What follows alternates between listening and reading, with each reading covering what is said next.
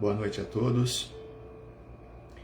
Mais uma vez reunidos aqui nessa humilde casa de trabalho e oração, Sociedade Espírita Isabel Soares de Moraes, em Ribeirão Preto. E neste momento, procuremos nos desconcentrar de todos os problemas íntimos, de todas as questões que nos afligem, que nos acomodam. Esqueçamos das nossas dores, pelo menos momentaneamente, e peçamos o envolvimento do nosso Mestre Jesus com toda a sua luz de amor e compreensão, para que ela alcance todos os nossos corações e as nossas mentes, nos permitindo, neste momento de trégua, que consigamos um pouco mais de entendimento sobre a nossa vida e sobre tudo aquilo que nos acomete no dia a dia. Que a luz do nosso Mestre possa envolver os seus lares neste momento, possa envolver a todos aqueles que se encontram necessitados de amparo, de proteção, de saúde, enfim, todos nós, espíritos viventes deste planeta Terra.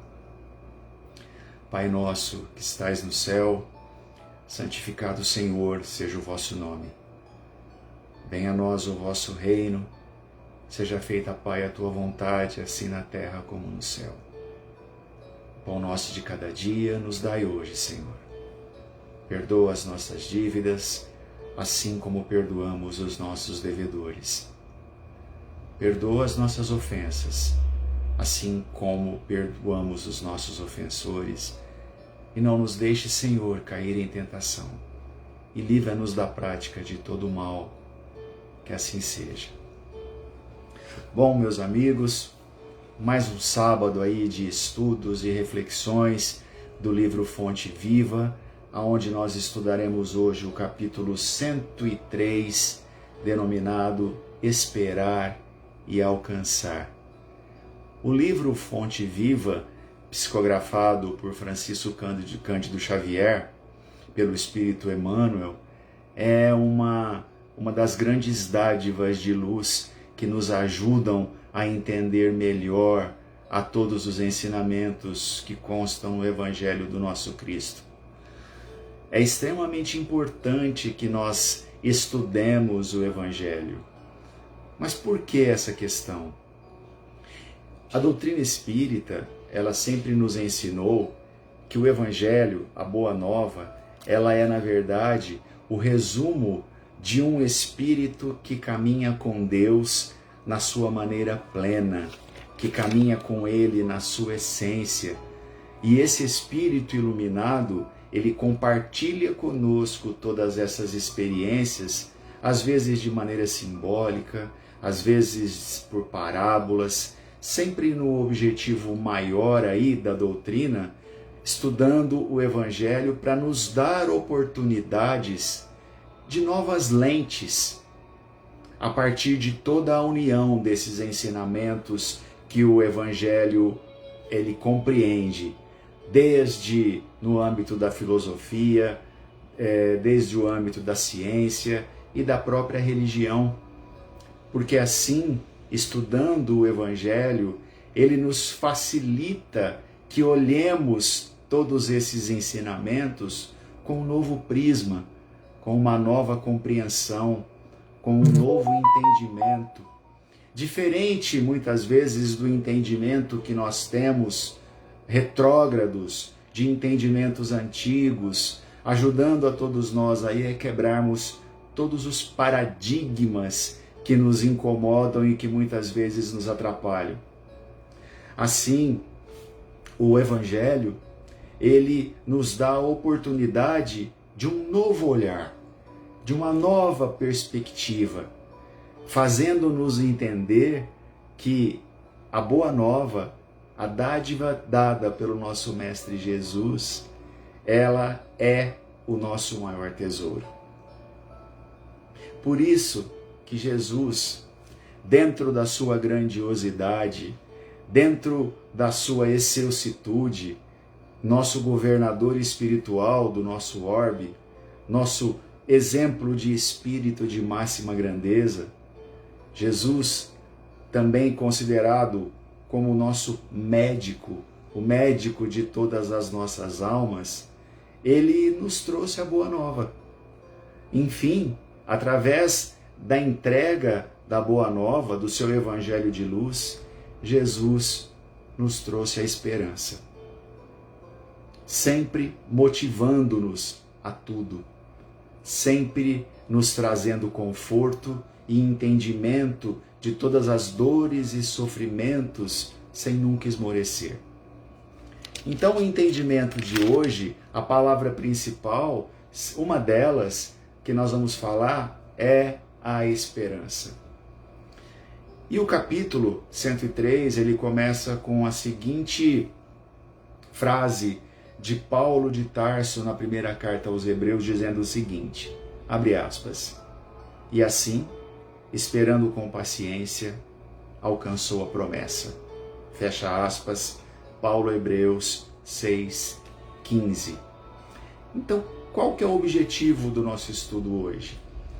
O objetivo é fazer-nos, desde mim até vocês e a todos aqueles que nos ouvem, é mostrar que a esperança é uma potência interior nossa que possui dentro de nós uma dinâmica extraordinária, que nos ajuda a conciliar os nossos sofrimentos com um fim último da nossa existência humana. Qual o significado, a etimologia de esperança? No dicionário, ela está explicada da seguinte forma. Ela vem do latim, da palavra esperare, que significa o quê? Esperança é o sentimento que leva o homem a olhar para o futuro, considerando-o portador de condições melhores que as oferecidas pelo presente. De tal sorte que a luta pela vida e os sofrimentos, eles são enfrentados como contingências passageiras e nos ajuda na marcha para um fim de uma evolução maior e melhor. Então a esperança, ela se torna uma das virtudes extremamente necessárias a todos nós, principalmente porque nós vivemos momentos de grande dificuldade. Dentro da teologia, o significado de esperança é uma virtude sobrenatural que leva o homem ao desejar Deus como um bem supremo. Genericamente, então, nós podemos dizer que a esperança é toda a tendência que nós temos para um bem futuro, possível, porém incerto. Porque nós esperamos sem sabermos se essa espera ela vai ser concretizada ou não. Então, dentro da psicologia, a esperança ela denota uma tensão própria íntima de cada um de nós, que nos sentimos privados de uma coisa, de um bem que nós desejamos ardentemente ter e que nós não sabemos se vamos conseguir. Porque pode ser que eu consiga por mim, pode ser que eu consiga por outro. Então, resumindo, a esperança, ela diz respeito aos nossos bens árduos e os nossos bens difíceis, porque não dependem apenas da vontade de quem espera, mas também de circunstâncias ou vontades alheias, e que por isso tornam de algum modo ela incerta e talvez falível. Então nós temos a esperança do nosso dia a dia, em todos os nossos dias nós esperamos, nós temos o afã de alguma coisa, né? E há uma grande esperança no dia a dia que ela seja um vínculo permanente entre a espécie e o seu Criador. É isso que a esperança nos oferece de maior, o vínculo com o nosso Pai. E nós podemos entender aí que existem aí duas esperanças. Uma esperança externa e uma esperança interna. A externa, ela na verdade é um conceito íntimo de que as nossas possibilidades, as nossas vontades e as nossas realizações, elas dependem do outro. Muitas vezes nós imaginamos que os nossos desejos vão depender da vontade do outro.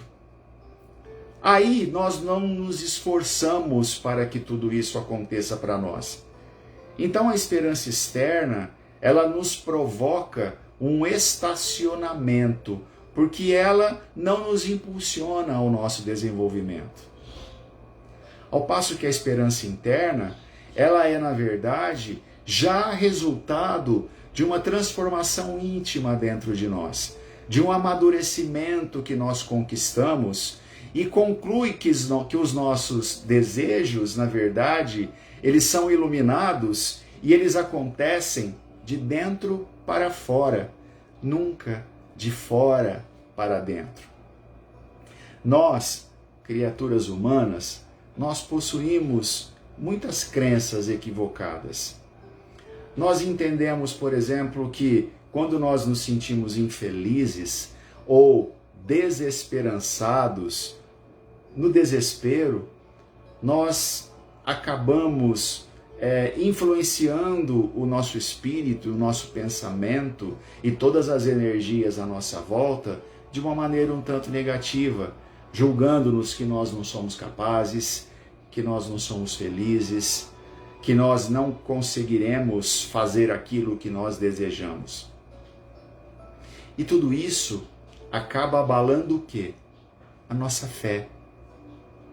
Dentro do Evangelho e dentro da doutrina espírita, a fé ela é muito comentada e muito conceituada para que nós entendamos que a fé, na verdade, ela é a mãe da esperança. Sem a fé, nós não conseguiremos ter esperança.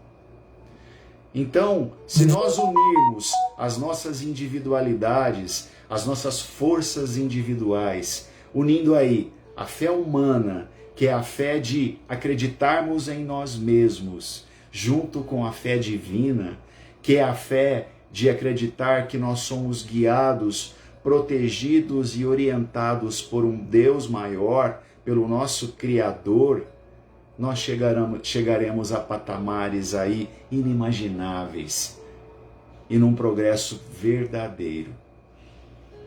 Porém, quando nos falta a esperança, nós temos que tipo de pensamento? A gente não tem perspectiva, não vê horizontes nenhum, nós não encontramos solução para nada, nós achamos que nós estamos no final de tudo. Nós nos vemos como fracassados, com uma baixa estima muito maior, sem vontade de fazer nada. Muitas vezes nós temos a nossa esperança enfraquecida. Porém, nós não crescemos espiritualmente somente nos sofrimentos e nas dores. A esperança também ela é uma grande alavanca para o nosso desenvolvimento. Paulo de Tarso, ele nos exalta isso e no capítulo 13 da primeira carta aos Coríntios. Ele menciona as 3 virtudes fundamentais, as 3 virtudes divinas que um cristão deverá seguir e deverá ter. São elas a fé, a esperança e a caridade.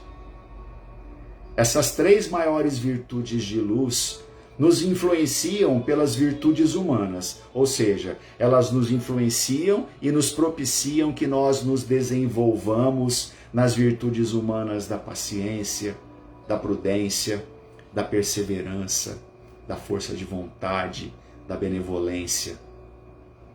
Porém, sempre nos evangelhos e na doutrina espírita é mencionado sempre na escala, primeira a fé, a segunda a esperança e a terceira a caridade. Há aí uma sequência a ser seguida. Há aí degraus de uma consequência daquela que veio anteriormente à outra. Ou seja, uma só acontece em decorrência da outra. O que é a fé? A fé, na verdade, é a certeza do futuro. A esperança, ela é o consolo, ela é o alento, ela é o que nos faz aguardar e esperar uma vida melhor. E a caridade, completada com a fé e a esperança, ou podemos entender como a palavra amor, é qualquer olhar de um espírito que conquistou o seu desenvolvimento e conquistou a sua evangelização. Porque quando nós transformamos o nosso coração no coração evangelizado, nós perdemos o medo. Nós perdemos o medo, por exemplo, da morte. E tudo isso faz com que nós tragamos dentro de nós uma consciência edificada, uma consciência tranquila, de quem sabe o que sente e que já se harmonizou com Deus. No Evangelho também, segundo o Espiritismo, capítulo 19, no item 11, a fé transporta montanhas. No item 11 que diz, a fé, mãe da esperança e da caridade, Kardec consegue nos explicar da seguinte forma, que a fé, para que ela seja proveitosa, ela deve ser ativa. Ela não deve nunca entorpecer. Ele diz que a fé é a mãe de todas as virtudes, que conduzem ao nosso Pai, e que deve velar atentamente pelo desenvolvimento das filhas dela que nascem, no caso a esperança e a caridade. A esperança e a caridade, elas são uma consequência da fé. Essas três virtudes se são uma trindade inseparável. Porque se não tivermos fé, não é a fé que nos dá a esperança de ver se cumprir as promessas de Deus? Porque se nós não tivermos fé, o que a gente pode esperar? Não é a fé também que nos dá o amor? Porque se a gente não tiver fé, como adquirir o conhecimento do amor e como transformá-lo e transportá-lo ao outro sem que nós não tenhamos a confiança e a fé? A fé, na verdade, ela é divina inspiração de Deus. Ela desperta os nossos mais nobres sentidos e é, na verdade, a base de toda a nossa regeneração. Quem tem fé contagia. Quem tem fé encontra palavras que atingem a alma de todos aqueles que os rodeiam. Portanto, esse triângulo, fé, esperança e caridade, eles se interagem, um contribuindo para o outro, e nenhum deles vive isolado. Unidas as três, nós, aos poucos, exercitando tudo isso, nós vamos elevando a nossa alma e aumentando as possibilidades da nossa grandiosidade e entendendo a excelsitude de Deus e todas as suas leis.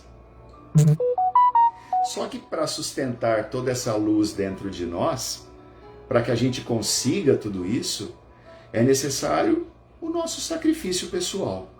É necessário que nós renunciemos a nós mesmos em benefício da coletividade. Afinal, a essência de todos nós, da vida de todos nós, é auxiliarmos ao nosso próximo. A essência do ensinamento do nosso Cristo é amar a Deus sobre todas as coisas e ao próximo como a nós mesmos. Então, meus amigos, eu entendo que o lugar em que todos nós fomos colocados dentro da vida e da particularidade de cada um foi o lugar escolhido pelo nosso Criador, aonde todos nós precisamos exercitar a elevação dos pensamentos que nos edificam. E aí acabam nos criando muitos recursos, inclusive para que a gente consiga propagar esse bem, essa fé, de uma maneira extremamente positiva. Porque o bem, ou a fé, em um coração apenas, consegue fazer um trabalho que nenhuma multidão do mal conseguiria fazer. Nós já temos aí várias possibilidades de divulgação de coisas ruins. A mídia, por exemplo, é uma delas. Porém, um coração, um único coração, consegue transformar uma multidão em que o mal não conseguirá. O entendimento de Emmanuel no livro Pensamento e Vida sobre a Fé é o seguinte. Ele diz que a fé é força que nasce da própria alma. É certeza instintiva na sabedoria de Deus, que é a sabedoria da própria vida. A fé palpita em todos nós, criaturas de Deus, e vibra em todas as coisas. Aí ele segue dizendo que todas as operações da existência, elas se desenvolvem de algum modo sob a energia da fé.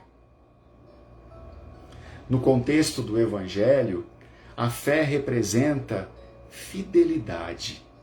A fé representa no Evangelho, é representada a tudo que dá origem à nossa plena confiança.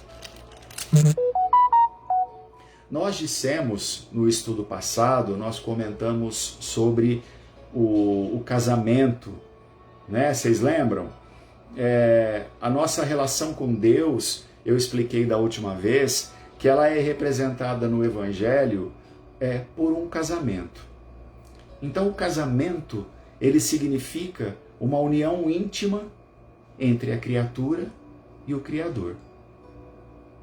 Tanto que adúltero, naquela época, como era muito criticado e muito comentado, ele abrange muito mais do que aquilo que nós entendemos. Porque era julgado adúltero, naquela época, a pessoa que havia rompido a sua ligação com Deus. A pessoa que havia rompido o casamento com Deus por ter dado valores a coisas menores do que o Pai, menores do que o nosso Criador. Assim, também temos um exemplo de Jesus que faz selar esse entendimento maior na parte onde ele conversa com a samaritana no poço. Vocês lembram dela? Né? Dizia o Evangelho que naquela época os namorados, eles se encontravam nos poços. Eles calculavam e eles planejavam os seus casamentos num poço. Então a representação de Jesus se encontrando com a samaritana num poço, nada mais é do que uma representação de qual situação se encontra a sua ligação com Deus. Porque Jesus diz para a mulher o seguinte: você já teve muitos maridos, mas nenhum deles foi de verdade o seu marido. Se a gente entender e analisar metaforicamente, Jesus diz a ela, como pode ser para nós também, que muitas vezes nós tentamos alianças que não são verdadeiras, alianças que não são vindas da nossa criação, do nosso Pai. E aí dá para se entender que nós acabamos aí rompendo o nosso elo de ligação, a nossa conexão com Deus, porque nós acabamos servindo vários deuses e nunca o nosso Criador. Então casamento também significa fé, porque casamento, ele é uma intimidade, ele é uma lealdade, ele é uma comunhão. E assim, dentro dessa comunhão, nós agimos com extrema confiança e extrema esperança.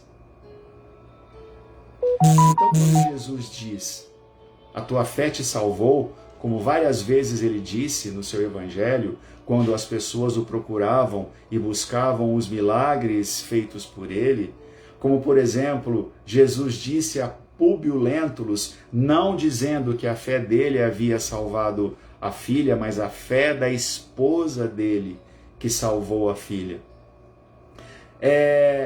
Significa que não foi simplesmente, para uma pessoa ter ouvido e se convencido daquilo que Jesus disse. Jesus, ele ia muito mais além disso para que nós sentíssemos esperança e confiança nele. Não era simplesmente a palavra que ele dizia, não era simplesmente a ação que ele dizia. Era o tocar as nossas fibras íntimas, as nossas fibras espirituais, era o tocar os nossos corações, que aí exercitariam as forças para que a gente nos entregássemos de fato a uma grande transformação. Para que nós nos tornássemos, na verdade, novas criaturas. Por isso que a fé, ela é a base da nossa regeneração. Mas nós somos o que nós adoramos. Analisemos isso no nosso dia a dia. O que eu gosto? O que eu quero? Qual o caminho que eu quero traçar para a minha vida? Eu tenho esperança ou eu tenho desesperança?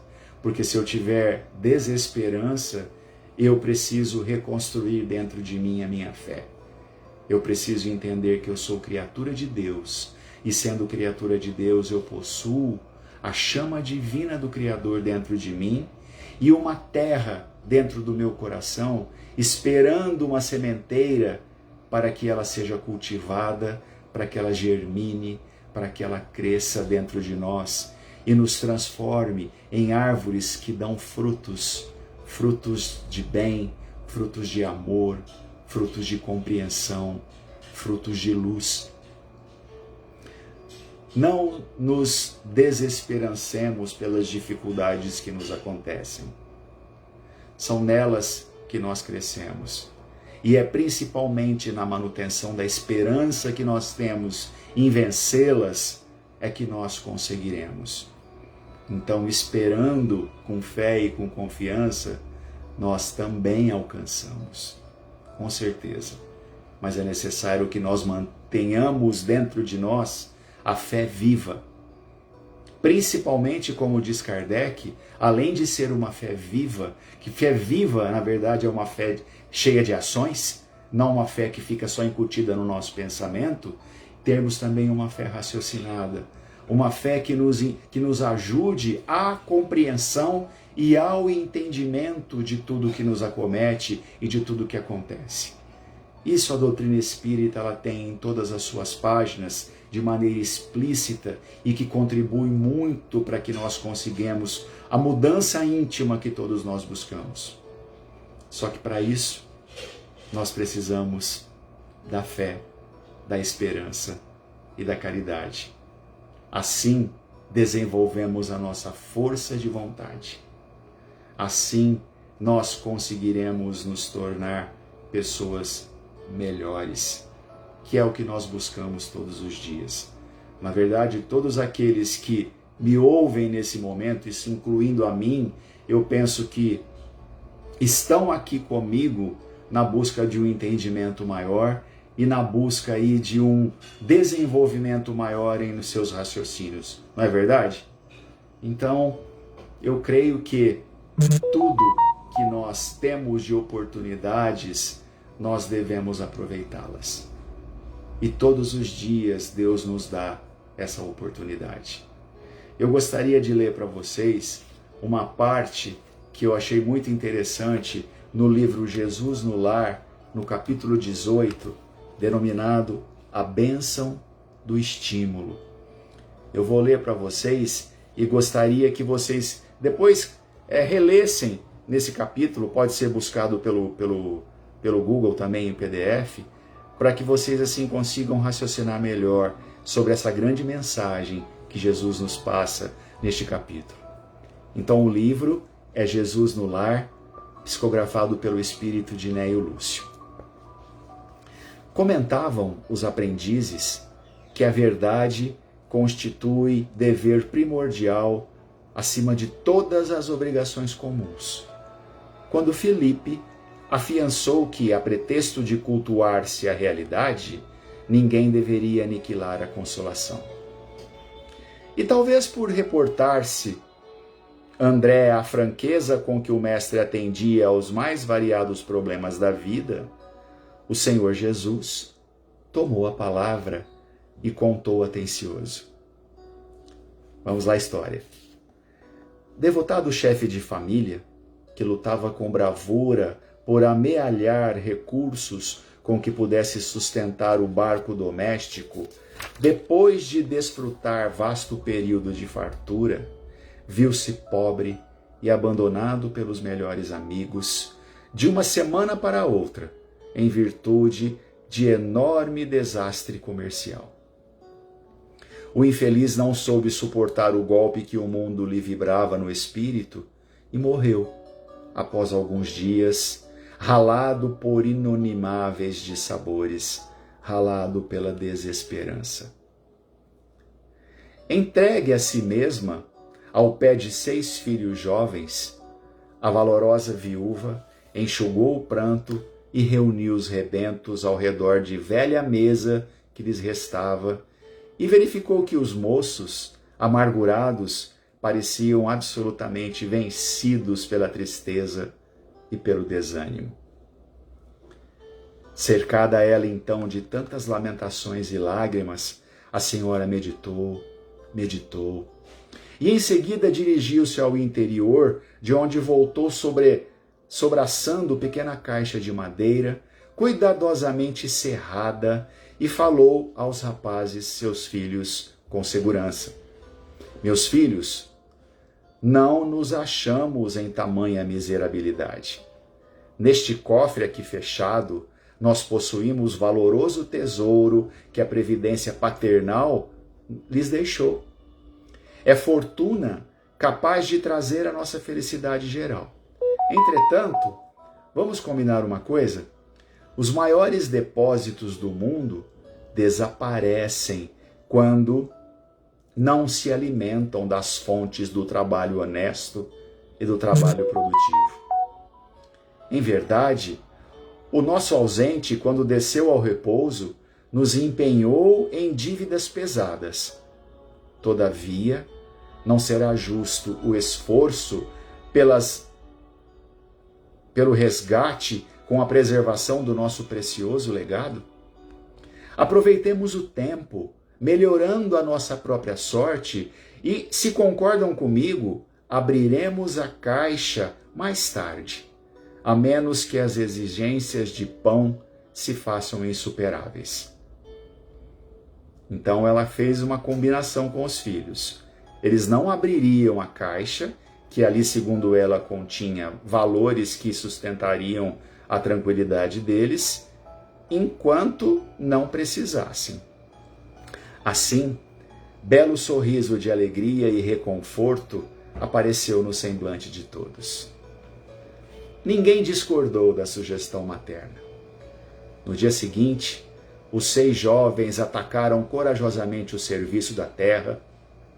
Valendo-se da grande gleba alugada, plantaram o trigo com imenso desvelo, em valoroso trabalho de colaboração, e com tanto devotamento se portaram que, findos 6 anos, os débitos da família se achavam liquidados. E a enorme propriedade rural fora readquirida e o nome do pai coroado de novo pela honra justa e pela fortuna próspera. Quando já haviam superado de muito os bens perdidos pelo pai, reuniram-se certa noite com a genitora a fim de conhecerem o legado intacto. A velhinha trouxe o cofre com inexcedível carinho, sorriu satisfeita e abriu-o sem grande esforço. Com o assombro dos filhos, porém, dentro do estojo encontravam somente velho pergaminho com as belas palavras de Salomão. Não havia dinheiro. As palavras eram as seguintes: o filho sábio alegra seu pai, mas o filho insensato é a tristeza de sua mãe. Os tesouros da impiedade de nada aproveitam. Contudo, a justiça livra-nos da morte no mal. O Senhor não deixa com fome a alma do justo. Entretanto, recusa a fazenda dos ímpios. Aquele que trabalha com mão enganosa, ele se empobrece. Todavia, a mão dos diligentes enriquece para sempre. Aí os filhos e a mãe se entreolharam com júbilo indizível e agradeceram a inovidável lição que o carinho materno lhes havia doado.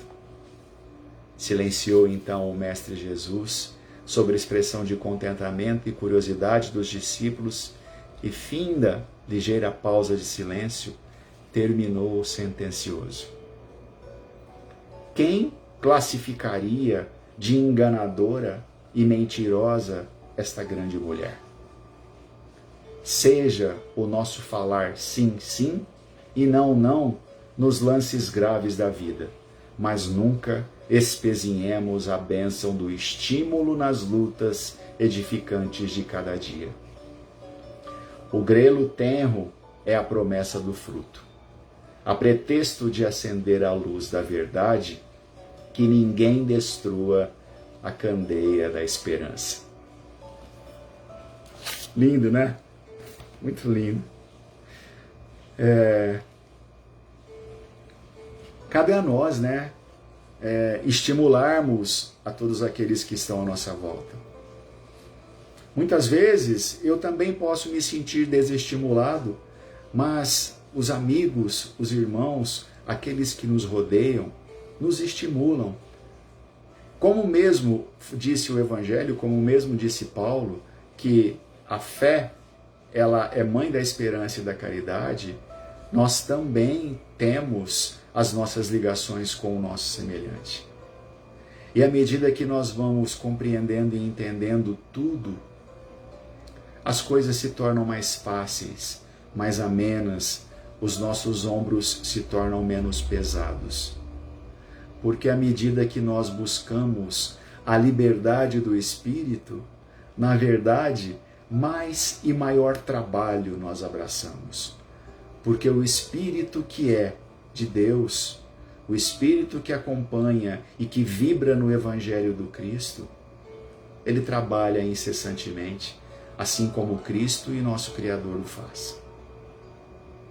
Eu queria finalizar com as palavras de Emmanuel, do capítulo 103, Esperar e Alcançar. Diz Emmanuel: a esperança de atingir a paz divina com felicidade inalterável, ela vibra em todas as criaturas. O anseio dos patriarcas da antiguidade, ele é semelhante ao anseio dos homens modernos. Nós queremos o lar coroado de bênçãos, nós queremos o dever bem cumprido, a consciência edificada, o nosso ideal superior convenientemente atendido, um trabalho vitorioso, nós desejamos uma colheita feliz. As aspirações da alma, na verdade, elas são sempre as mesmas em toda parte. Contudo, nós temos que aprender a esperar, porque esperar significa persistir sem cansaço. E alcançar expressa triunfar definitivamente. Entre objetivo e meta, faz-se o imperativo do esforço constante e inadiável.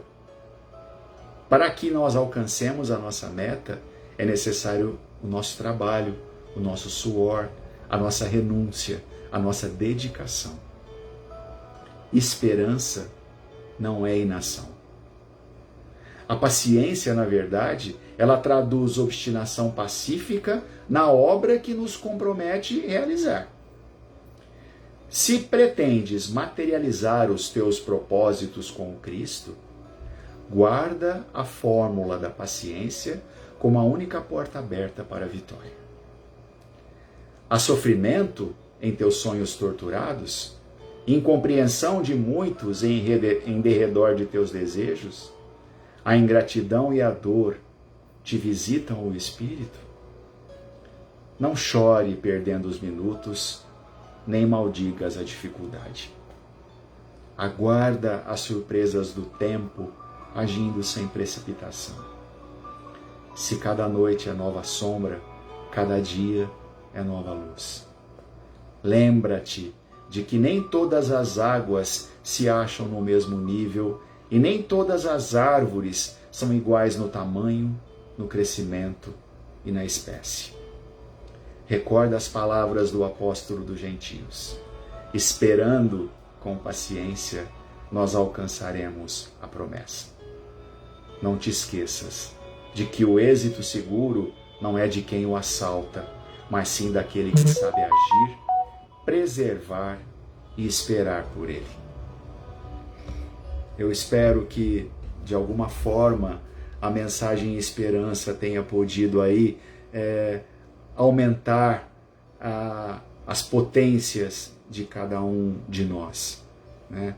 Nós vivemos momentos extremamente difíceis, onde o exercício da fé, da esperança e da caridade se faz necessário a todos os instantes, em todos os momentos. Essa semana anterior que se passou, nós juntos tivemos uma grande amiga que foi acometida pela doença do Covid. E todos nós, unidos na esperança da sua melhora, nos juntamos em oração. Não só a ela, mas como a todos aqueles que sofrem e que necessitam de ajuda e de amparo nesse momento. Então eu espero, com muita confiança, que a Ivanir, ela chegue até nós com aquele sorriso que sempre nos alegrou, chegue até nós ainda trabalhando com os seus grandes exemplos de espírito que trabalha e que renuncia, e que sempre nos deu oportunidades de crescimento em todos os âmbitos do nosso espírito. Que Jesus abençoe vocês, que Jesus abençoe a todos aqueles que sofrem nos hospitais, que os espíritos de luz e os médicos do espaço nos aumentem a capacidade de doação e que nós consigamos transportar do nosso coração para o coração que sofre alívio, conforto, e que nós consigamos transportar da nossa energia magnética de saúde um complemento para a energia magnética que falta no outro, nosso semelhante que se encontra doente. Muito obrigado por ter me ouvido. Fiquem todos em Deus. Obrigado a todas as pessoas que estão aí, que estão mencionando aí gratidão aqui no vídeo que eu venho falando. Fiquem todos em Deus e que Jesus abençoe todos vocês. Muito obrigado.